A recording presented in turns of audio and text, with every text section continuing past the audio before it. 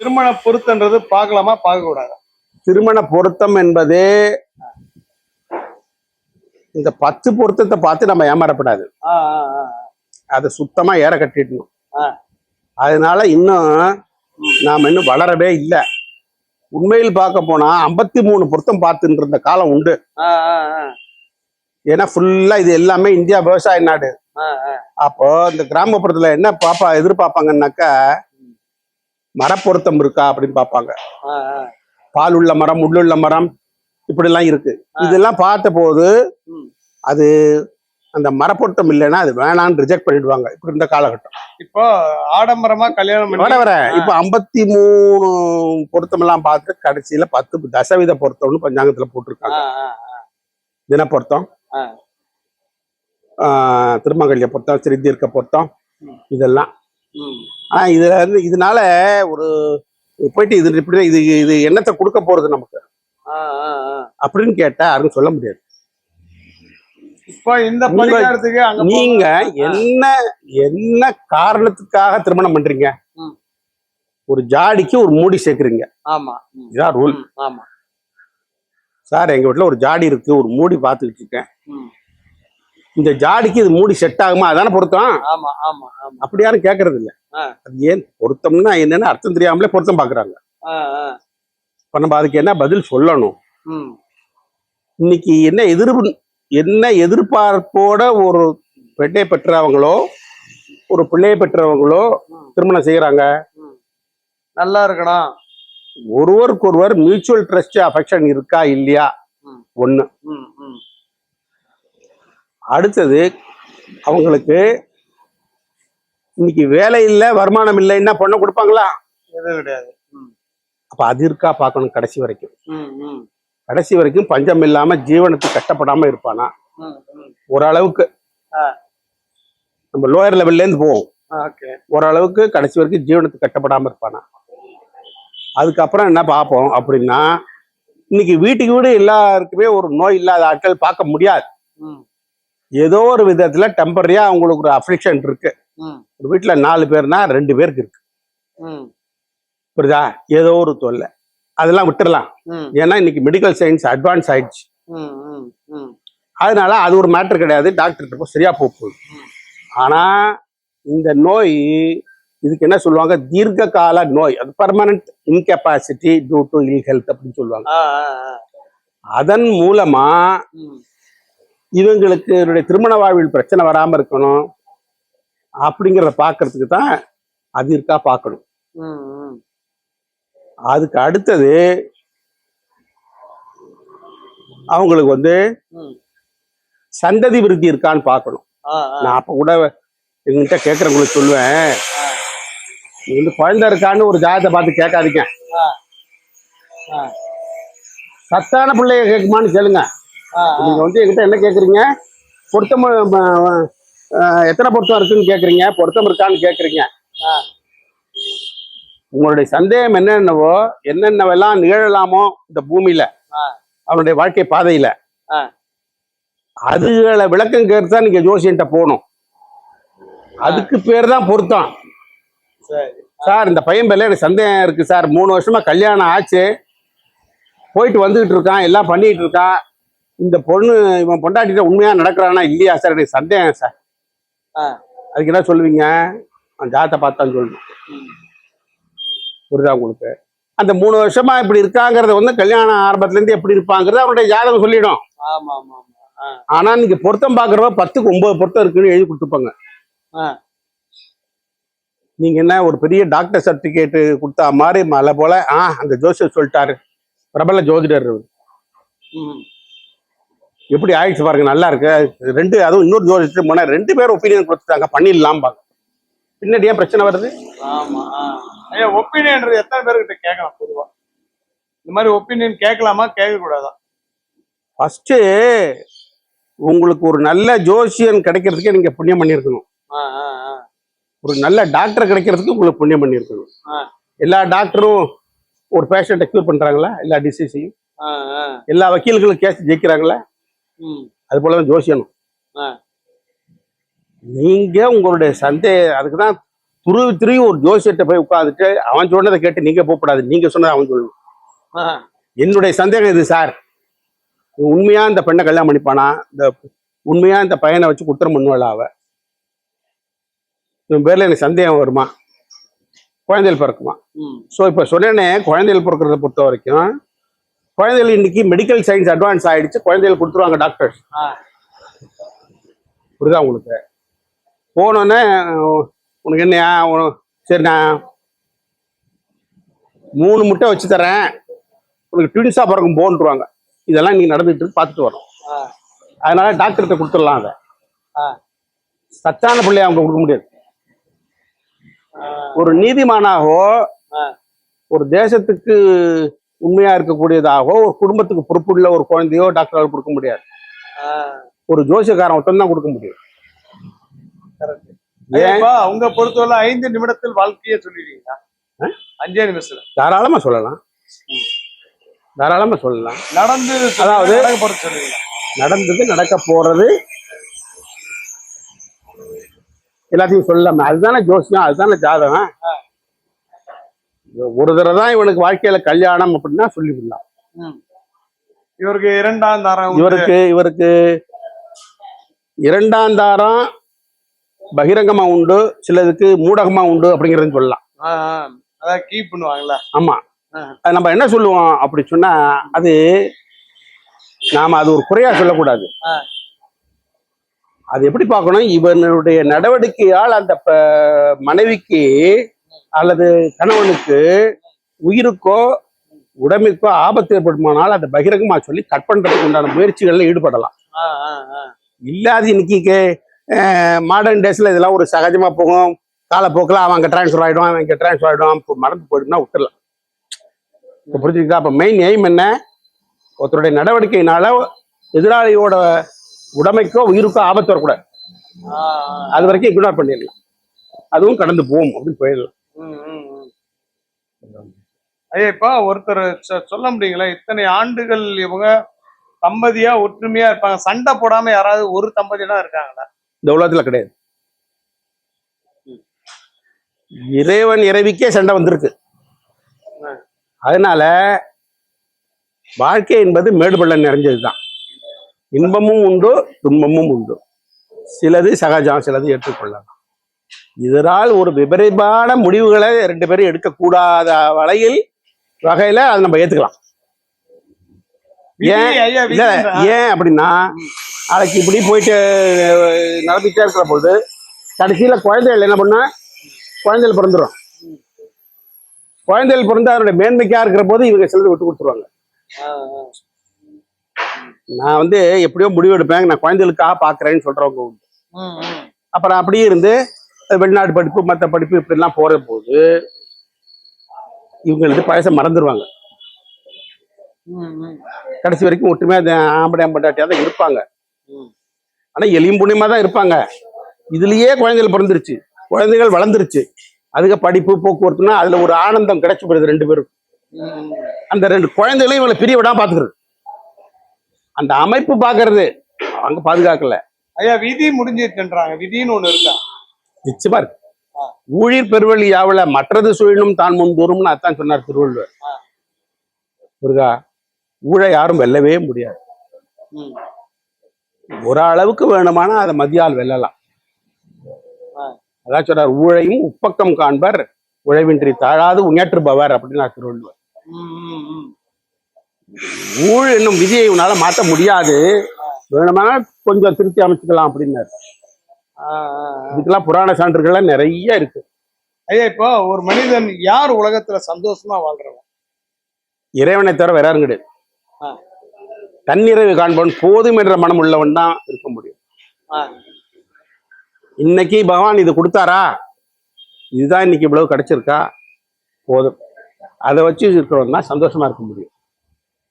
எனக்கு இது கிடைக்கலையே, நான் இப்படி முயற்சி பண்ணி ஃபெயில் ஆயிட்டேனே இப்படின்னு நினைக்கிறவன் ஒரு போலும் சந்தோஷமா இருக்க முடியாது. அப்ப கிடைச்சதை நம்ம சரி என்ற சந்தோஷமா ஏற்றக்கூடிய மனப்பாங்கு உள்ளவங்க மட்டும்தான் இந்த உலகத்துல அமைதி பெற முடியும். ஐயா, கடைசி வரையும் ஒரு கடைசி காலம் வரையும் நோயே இல்லாம வாழ்ந்தவங்க இருக்காங்களா? இருக்காங்களே.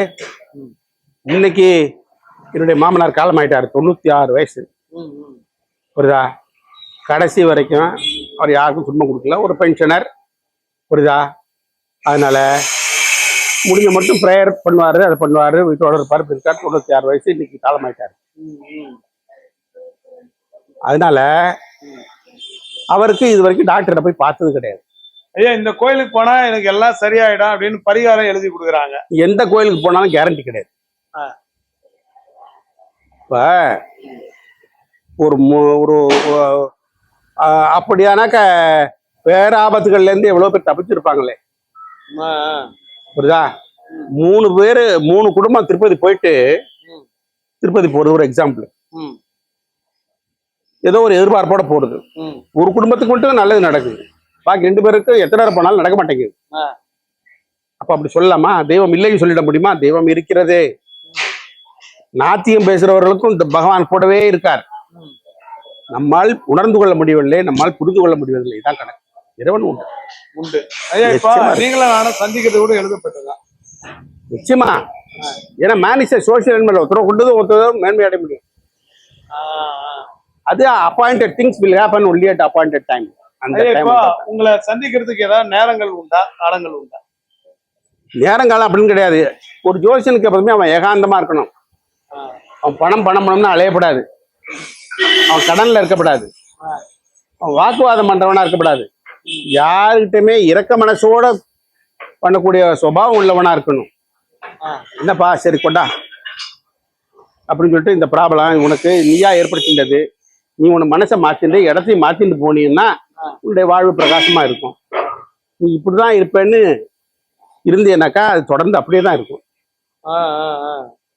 இன்னும் சில இடங்கள்ல சொல்லியிருக்கேன், நீ விட்டுட்டு ஓடவும் முடியாது, இருந்து வாழவும் முடியாது. அப்படி பகவான் முடிச்சு போடுவார். சில ஜோதிடர்கள் அவர்களுக்கு அவர்களே ஜாதகம் பார்க்கலாமா? ஏன் பார்த்துக்கப்படாது? நான் இன்னைக்கு என்னுடைய ஜாதகத்தை பார்த்துட்டு தான் இந்த நிலைமைக்கு நான் வந்திருக்கேன். புரியுதா? இன்னைக்கு இந்த ஜோசியம் பார்க்க போனா ஒருத்தரும் ஒரு ஜோசியம் படிக்கணும். இந்த பூமியில இருக்கிறவங்க அத்தனை பேர் ஜோசியம் படிக்கணும். வாழ்க்கையை செப்பரேட்டுக்கலாம். அந்த ஜோசியத்துக்கு ஆதாரம் திருக்குறள். குறிப்பினர் வாரை தம் உறுப்பினர் யாது கொடுத்துங்கள்னார். அப்ப அந்த சொல்லுங்க, போ யாராவது குருவை தேடிக்க போ அப்படிம்பாங்க. என் குருனா வாழ்க்கைக்கு வழிகாட்டி. அப்ப என்னப்பா, நீ இந்த லைன்ல போறது சிரமமா இருக்குமே, நீ இந்த லைன்ல போலாமே என்ன அப்படின்னு ரூட்டை மாத்தி விடுறாங்களா, அவன் தான் குரு.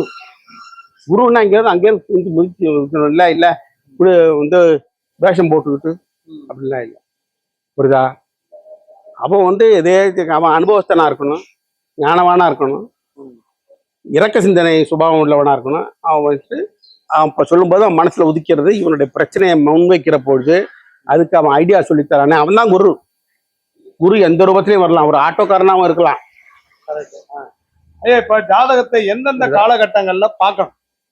ஜாதகம் எப்பப்பெல்லாம் நமக்கு சந்தேகம் வருதோ, இந்த இந்த இந்த சிரமத்திலிருந்து இப்ப என்ன கேட்கறாங்க, எனக்கு விசா கிடைக்குமான்னு கேட்கறாங்க. விசா டிலே ஆகுதா? நான் என்னன்னோ வெளிநாட்டுல எங்க அப்பாவோட வேலை தரேங்கிறாங்க, ஆனா பேப்பர்லாம் மூவ் ஆகுது, ஒன்றும் பதில் வர மாட்டேங்குது. ஸோ எனக்கு விசா கிடைக்குமான்னு நான் போய் அந்த இடத்துல போய் உட்காருவேன்னா எங்க அப்பா சீட்லன்னு கேட்கறேன். விசா கிடைக்கும். இன்னைக்கு அந்த காலத்துல சொல்றது 12 வயசு வரைக்கும் குழந்தைகளுக்கு ஜாதகம் பார்க்காதேன்னு, ஜாதகம் எழுதாதேன்னு சொல்லுவாங்க. ஏன்னா அப்ப டெவலப்மெண்ட் எதுவுமே கிடையாது. இன்னைக்கு எவ்வளோ டெவலப்மெண்ட். இன்னைக்கு பிறந்த குழந்தைய கொண்டாடுறதுட்டு பாஸ்போர்ட் எடுங்கிறான். பிறந்த குழந்தைய பாஸ்போர்ட் இல்லாம நீ தூக்கி போட முடியுமா வெளிநாட்டுக்கு? அப்ப என்ன பண்ணணும், முதல்ல அன்னைக்கு ஒருத்தர் சொல்லி கொடுத்தேன், சூரியனுடைய பலம் வேணும், அதனால இந்த குழந்தைய ஆக்ஷன் போமா பாஸ்போர்ட் எடுத்துருங்க. அந்த பொண்ணு ஏதோ தெரிஞ்ச மாதிரி கை குழந்தையா இருக்கிறதுனால எக்ஸப்ஷன் இருக்கும், அதனால என் பேரண்ட்ஸ் மட்டும் போறோம் அப்படின்னு சொல்லுது. நான் சின்ன போறதுதான் போறேன். அந்த குழந்தைய சூரியனுடைய பவர் இருக்கும், கவர்மெண்ட் பில்டிங் எல்லாமே சூரியனுடைய அனுக்கிறோம். போடமா போயம்மா அப்படின்னா அது கேட்கல, போயிடுச்சு. போனா அங்க என்ன சொல்லிட்டாங்க, பாஸ்போர்ட் யாருக்குமா, அந்த குழந்தை பேர் போட்டு தானே வரும், குழந்தைக்கு வந்தா தான் உண்டு, மறுபடியும் அப்பாயின்மெண்ட் வாங்கு, குழந்தை ஆயிடுச்சுடா கொண்டாந்து காட்டு கொடுக்குறேன். 2வது செலவா? பிறந்த குழந்தையா இருந்தாலும் இன்னைக்கு ஜாதகம் பார்க்கணும். அடுத்தது அந்த குழந்தை பிறந்த உடனே இந்த குழந்தையோட எதிர்காலம் எப்படி இருக்கும், இதுக்கு அடுத்து பிறந்த குழந்தை நல்லா இருக்குமா, அடுத்தாப்புல ஒரு குழந்தை உண்டா, அதுக்கும் இதுக்கும் உண்டான உறவுகள் எப்படி இருக்கும், செட் ஆகும் நல்லா. அதுக்கு இதுக்கு உண்டான காலங்காலமா உறவுகள் நல்லா இருக்குமா. புரியுதா? தம்பி உடையான் படைக்க அனுப்பிச்சான், ஏதாவது இதோட 2 பொண்ணாயிடுச்சு போச்சுங்க, அடுத்தாப்புல ஒரு புள்ள குழந்தை இருக்காதான்னு பாக்குறேன், ஒரு தம்பி ஒருத்தன் இருக்கணும் கிடைக்குமாங்க, இருக்காங்க அப்படிங்கிறது. அப்ப என்ன பண்ணணும், அந்த 2வது பொண்ணா இருக்கக்கூடிய கடைசி குழந்தையோட ஜாதகத்தை பார்த்து இதுக்கு இளைய உடன்பிறப்பு இருக்கான்னு அதோட ஜாதகத்தை பார்க்கணும். அப்பா அம்மாவை பார்க்கறத விட அவங்களுக்கு பார்க்கணும். இதெல்லாம் ஒரு கர்மா, நம்மால இங்க ஆவதில்லை, அது ஏற்கனவே போட்டு வச்சிருக்கு, நம்ம எடுத்து சொல்றோம். ஆமாப்பா, அது தகுந்த மாதிரி தான் புத்தியும் வர்றோம். இன்னும் சில பேர் ஐயோ இந்த ஒரு குழந்தைய எனக்கு போருங்க, வேண்டாங்கிறவங்களும் இருக்காங்க. இன்னொருத்தர் 2 பொண்ணா போச்சுங்க, ஒரு புள்ள குழந்தை இருந்தா தேவையில்லைன்னு மந்திரங்கள் நிறைய வேறுபாடு இருக்கு. அப்ப அவங்க எதிர்பார்ப்புகள் நடக்குமா நடக்காதா, அத பிரயாசப்பட்டு கஷ்டப்பட்டு தான் நடக்குமா இல்ல ஈஸியா நடக்குமான்னு சொல்லக்கூடியதுதான் ஜாதகம். அதே இப்போ நீங்க உங்ககிட்ட வரும்போது நல்லது மட்டும் சொல்லிங்களா கெட்டதும் சொல்லிங்களா? 2மே சொல்லணும், அதான் ஜோசியம். ஆனா ஒரு ஜோதிட சாஸ்திரத்துல ஒண்ணு சொல்லிருக்கு, எவ்வளவு ஜீரணிக்க முடியுமோ ஒரு ஜாதகன் அது வரைக்கும் தான் நீ சொல்லணும். உனக்குத்தான் எல்லாம் தெரியும்னு ஒரு பகிரங்கமான உண்மையை போட்டு உடைக்க கூடாது. சூசகமா சொல்லி விதி இருந்தானே அவன் கேட்டுக்க போறான், நீ சொன்னபடி நடந்துக்க போறான். ஆனா விதிக்க போறது உனக்கு கண்ணில் காட்டுது இல்ல. சூசகமா சொன்னா பின்னாடி அந்த ஜோசியர் அப்பவே சொன்னாரு நான் தான் தப்பு பண்ணிட்டேன், சொன்னது நான் சரியா புரிஞ்சுக்கலப்பா. அப்ப பகிரங்கமான உண்மையை சொல்லக்கூடாது. உண்மையா இருந்தாலும் கேட்பதற்கு கஷ்டமா இருக்கும் பட்சத்தில் சொல்லக்கூடாது. ஆனா இப்ப நீங்க திருவள்ளுவர் ஜோதிட நிலைன்னு வச்சிருக்கீங்க. ஆமா, எதனால அவருக்கு அதுதானே வாழ்க்கை தத்துவமே. அவர் வாழ்க்கை தத்துவத்தானே அவர் சொல்றாரு. எங்கேயானும் பெருமாள் கோயில், சிவன் கோயில், சர்ச்சு அது இது சொல்லியிருக்காரு அவரு. மதம் மொழி எதுவுமே கிடையாது அவருக்கு. புரியுதா? எனக்கு குரு அவர் தான், திருவள்ளுவர். நான் பிறப்பால் வந்தவன் இந்து, ஆனா எனக்கு குரு அவர் தான். திருக்குறள்ல சொல்லாத விஷயங்களே கிடையவே கிடையாது. 1330 குறளும் ஒழுங்கா படிச்சு அறிவுபூர்வமா சிந்தனை பண்ணா. புரியுதா? இப்ப ஜோசியனுக்கு எப்படி சொல்றப்படியோ டாக்டருக்கு இருக்கு. என்ன உற்றான் பிணியும் உருபிணியும் காலமும் கற்றான் கருதி செயல். டாக்டர் பொண்ணு எத்தனை நாளா இருக்கு, உன் வயசு என்ன மாதிரி கேட்கிறாருல, அது அப்பவே சொல்லிட்டு போட்டார். அது ஒரு வழிமுறை. இப்ப ஜோசிகாரங்களோட வீடியோங்கள்லாம் நீங்க பார்க்கும்போது எந்த ஜோசிகார் பார்த்து நீங்க ரொம்ப ஆவேசமாகும்? நான் இது வரைக்கும் பார்த்தது இல்லை அந்த மாதிரி ஜோசியத்தை. பொதுவாக அதெல்லாம் நான் பார்க்கறது இல்லை. சில ஜோதிடர்களை பார்க்கும்போது உங்களுக்கே கோபம் வரும், உங்களே அறியாம. இல்ல நான் அப்படி போறது இல்லை. ஏன்னா இந்த உலகத்துல எல்லாருக்கும் இடம் உண்டு. நண்டு நட்டுவாக்கை நத்தை இறைவன் படைச்சிருக்கான். அதே போல நல்லவங்களும் உண்டு. எந்த இடத்துல நல்லவங்க இல்லை, எந்த இடத்துல கெட்டவங்க இல்லை இந்த பூமியில. அது போல அவங்கவுங்க வளர்ந்துட்டு தான் இருப்பாங்க. எல்லாம் நடந்துகிட்டு தான் இருக்கும். யார் தடுத்தாலும் அதை தடுக்க முடியாது. இல்லையே, முடியாது. ஆனா அதாவது நிறைய பேர் நினைக்கிறாங்க லாட்டரி சீட்டு வாங்கி லக்கில் நம்ம பெரியாளா என்னன்னு. அதுல கொடுப்பனை இருந்தா தான் நடக்கும். இல்லைன்னா அதுவே நம்ம உயிரை குடிக்கக்கூடியதா இருந்தா நீ லாட்டரி சட்டு அது இது கிரிப்டோ கரன்சி இதுலெல்லாம் போயிடாத, நீ ஏமாற்றப்படுவா. இப்ப அதெல்லாம் கூட பழைய கேள்வி, உங்களுடைய கேள்வி. இப்ப மாடர்ன் டேஸ்ல ஆன்லைன் ஃப்ராட் எல்லாம் வந்துருச்சு, கிரிப்டோ கரன்சி எல்லாம் வந்தாச்சு. புரியுதா? அதனால நீங்க இன்னைக்கு இருக்கிற பையனை போயிட்டு நீ சிங்கப்பூர்ல இந்த எண்ணில் லாட்டரி சீட்டு வாங்கு அப்படின்னு சொன்னா அது பிரயோஜனம் இல்லை. இப்ப அது பத்தாதுக்கு கிரிப்டோ கரன்சியில பணம் வருமா, ஆன்லைன்ல ஏதாவது வருமா அப்படின்னு. அதனால இன்று வரையில் நீங்க சமுதாயத்துக்கு புறம்பாகவும் சமுதாயத்துல நேர்மையாகவும் சம்பாதிக்கக்கூடியவர்கள், தொழில் செய்யக்கூடியவர்கள் அநேகம் பேர் இன்னைக்கு இருந்துதான் இருக்காங்க. யாராவது ஒருத்தராவது நல்லவங்க இருக்காங்களா இந்த உலகத்துல? நல்லவன்னு நாம யாருமே சுட்டி காட்ட முடியாது. ஏன்னா ஒரு மனிதன்னா அவன் அழுக்கு நேர்ந்தவன். பிறக்கும் போதே அழுக்கோட தானே வந்தான். அப்ப அழுக்குல கொஞ்சோண்டு தொட்டிக்கிட்டு இருக்கும்ல, அதுதான் தீய குணம். அந்த அழுக்கு என்பதுதான் தீய குணம். அது இருக்கத்தான் இருக்கும். அழுக்காறு அவா வெகுளி இன்னா சொல் இன்னான்றும் இழுக்கா என்ற தரம்னார் திருவள்ளுவர். அது உடம்பு யாருடா எதிரின்னா, எதிரி என்பவன் உள்ளுக்குள்ள இருக்கிற ஆள் தான். ஆமா, கரெக்ட். வேற யாருமே இல்ல. Enemies R within. வை அழுக்காறு பொறாமை, அவா பேராசை, வெகுளி கோபம், இன்னா சொல் கடுமையான வார்த்தையை பிரயோகப்படுறது. கடைசி காலத்துல நிறைய பணம் இருக்கும், அனுபவத்துக்கு உடம்பு ஒத்துழைப்பு தராது. ஆமா, அது கொடுமையான வாழ்க்கையா? ஆமா, நீங்க நினைச்சீங்கன்னா அது கொடுமையான வாழ்க்கை. நீங்க நினைக்கலன்னா அது எப்படி தெம்பு? அன்றறிவாம் எண்ணாது அறம் செய்க. நீ செய்ய வேண்டிய நல்ல நல்ல செயல்களை எல்லாமே நீ அப்பப்ப செய்து முடிச்சிருன்னு சொன்னார் திருவள்ளுவர். இன்னைக்கு சொல்றீங்களே கோடி கணக்குல பணம் வச்சிருக்கேன் அப்படின்னு சொல்லிட்டு, இத எப்பப்பெல்லாம் வந்ததோ அப்பப்ப அதை நேர்சீராக்கி அதை நல்ல விதத்துல பயனுள்ளதா நீங்க ஆக்கினீங்கன்னா உங்களுக்கு இந்த பிறப்புக்கும் பெருமையும் உயர்வையும் தரும், அந்த லோகத்துக்கும் பெருமையும் உயர்வும். ஏன்னா சில நேரத்துல பணம் இருக்கும், உடம்பு ஒத்துழைக்காது.